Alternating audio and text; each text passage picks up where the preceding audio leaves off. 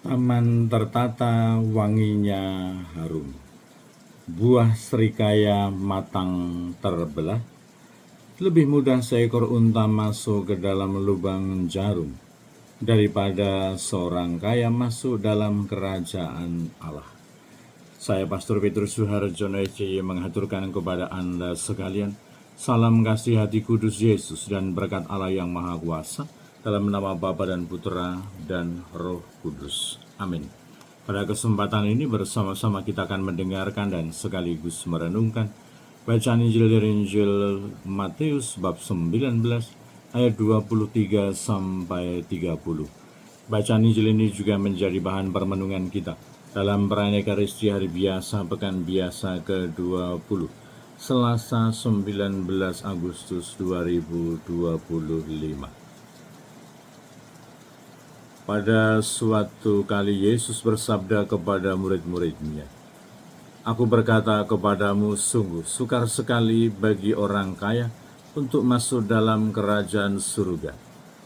Sekali lagi aku berkata kepadamu, lebih mudah seekor unta masuk melalui lubang jarum daripada seorang kaya masuk ke dalam kerajaan surga." Mendengar itu gemparlah para murid dan berkata, "Jika demikian, siapakah yang dapat diselamatkan?" Yesus memandang mereka dan berkata, "Bagi manusia hal itu tidak mungkin, tetapi bagi Allah segala sesuatu mungkin." Lalu Petrus berkata kepada Yesus, "Kami ini telah meninggalkan segala sesuatu dan mengikuti Engkau. Jadi apakah yang akan kami peroleh?" Kata Yesus kepada mereka, "Aku berkata kepadamu, sungguh, pada waktu penciptaan kembali apabila anak manusia bersemayam di tahta kemuliaannya, kalian yang telah mengikuti aku akan duduk juga di atas 12 tahta untuk menghakimi ke-12 suku Israel. Dan setiap orang yang demi namaku meninggalkan rumahnya, saudara-saudarinya, bapak atau ibunya, anak-anak atau ladangnya, akan menerima kembali 100 kali lipat dan akan memperoleh hidup yang kekal.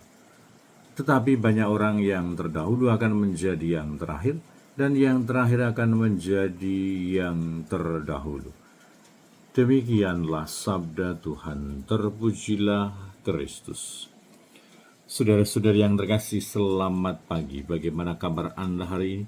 Semoga selalu sehat, berbahagia, bergembira, bersukacita luar biasa, dan senantiasa merasakan kasih dan penyertaan Tuhan di hari yang baru ini.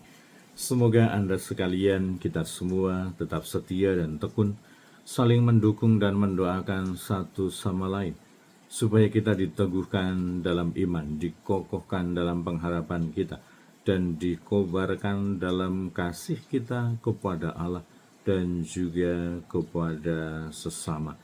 Kita berdoa untuk mereka yang tua, yang lansia, yang sakit. Kita berdoa untuk mereka yang masih kecil, yang masih dalam masa pertumbuhan. Kita berdoa untuk mereka yang masih ada dalam bangku pendidikan. Kita berdoa untuk mereka yang sudah selesai sekolah dan sedang mencari pekerjaan, dan juga teman hidup yang tepat. Kita berdoa untuk mereka yang terus aktif berpartisipasi dalam kegiatan pelayanan pastoral, untuk kemuliaan Tuhan dan keselamatan sesama. Kita juga berdoa untuk pribadi-pribadi atau keluarga yang sedang menghadapi persoalan kehidupan secara pribadi dan juga dalam keluarga mereka. Semoga Tuhan senantiasa meneguhkan, menguatkan, dan menolong mereka. Kita juga berdoa untuk mereka yang sudah meninggal. Semoga berbahagia bersama dengan para kudus di surga. Dan kiranya saya tetap mengundang Anda sekalian untuk terus tekun berdoa bagi segenap panitia pentahbisan Imam Keuskupan Timika yang akan dilaksanakan pada tanggal 18 Oktober 2025. Semoga dengan penuh semangat iman, dengan penuh semangat persaudaraan, dengan penuh semangat kebaikan hati dan rasa tanggung jawab, semua ikut ambil bagian dan berpartisipasi untuk kemuliaan Tuhan dan pelaksanaan tabisan itu dan juga untuk kebaikan kita bersama. Dan kiranya nasihat yang disampaikan oleh Yesus kepada para muridnya, juga penegasan kepada Petrus, juga menjadi pembelajaran, menjadi inspirasi untuk kita semua, bahwa kita perlu cerdas, kita perlu bijaksana, kita perlu waspada menyikapi harta benda duniawi. Semoga sikap batin kita tidak memiliki keterikatan dan kelekatan yang berlebihan yang menghalangi kita untuk bisa memperoleh tujuan utama kehidupan kita, yaitu hidup kekal, yaitu kebersatuan dengan Allah, yaitu belas kasih kepada sesama dan pengabdian kepada Tuhan. Semoga kita ingat akan nasihat Yesus yang bernada mengingatkan dan waspada ini. Alangkah sukarnya seorang yang kaya masuk ke dalam kerajaan Allah. Bukan mau melarang orang untuk memiliki harta benda, bukan melarang orang untuk menjadi kaya, tetapi bagaimana sikap hati dan disposisi batin kita. Semoga apa yang kita miliki, semoga uang, semoga kekayaan tidak menghalangi kita untuk dekat dengan Tuhan dan membantu sesama. Tetapi sebaliknya, semoga justru itu kita gunakan untuk mendekatkan diri kepada Tuhan, untuk membantu sesama, untuk menunjukkan, mewujudkan semangat kebaikan hati kita, semangat persaudaraan kita, semangat belas kasih yang tentu saja berasal dari Allah, yang ditanamkan di dalam hati, di dalam diri kita. Dan kiranya janji Tuhan yang diberikan, yang ditunjukkan, yang diwartakan kepada Petrus, siapa yang di dunia ini mengikuti aku, mengikuti Yesus, akan memperoleh hidup yang kekal, akan menerima 100 kali lipat pada saat nanti Tuhan datang menyatakan diri. Semoga kita yang telah berjuang, mempersembahkan hidup kita, mempersembahkan diri kita, mempersembahkan apa yang kita miliki kepada Tuhan, Tuhan sendiri akan memberikan kehidupan kekal kepada kita semua, akan memberikan kehidupan yang baik kepada kita semua, akan membalasnya dengan anugerah-anugerah yang melimpah di dalam kehidupan kita. Kita semua sebagai anak-anak Allah, kita semua sebagai para pengikut Kristus, semoga senantiasa menaruh iman, menaruh kepercayaan, menaruh pengharapan kepada Tuhan, bahwa pelayanan kita, pengabdian kita, persembahan diri kita untuk kemuliaan Tuhan dan keselamatan sesama tidaklah akan sia-sia, tetapi akan mendapatkan buah-buah kehidupan, akan memperoleh kasih karunia Allah.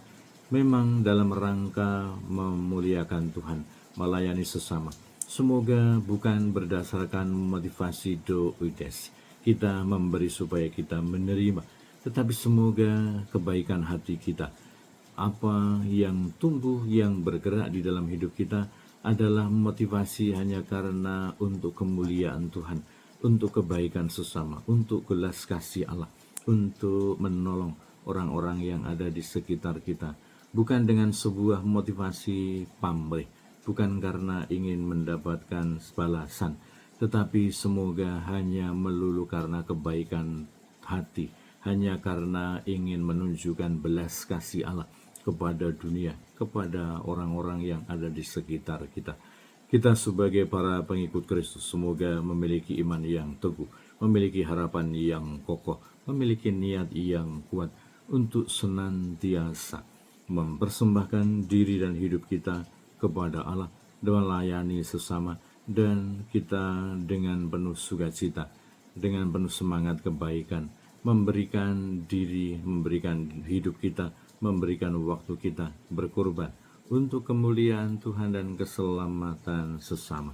Memang tidak mudah, memang repot, memang sulit, tetapi semoga kita semua tidak melekat kepada harta benda kekayaan duniawi, tetapi semoga semua itu kita gunakan sekali lagi untuk kemuliaan Tuhan dan juga untuk kebaikan bersama.